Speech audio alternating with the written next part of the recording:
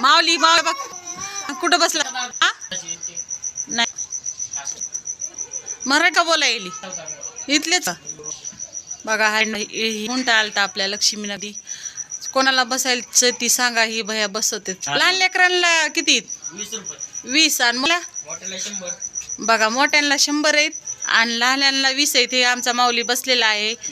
रुद्र बसायचंय का? ह्याला बसवा ह्या भया बघा, ही ह्याला बसायचंय.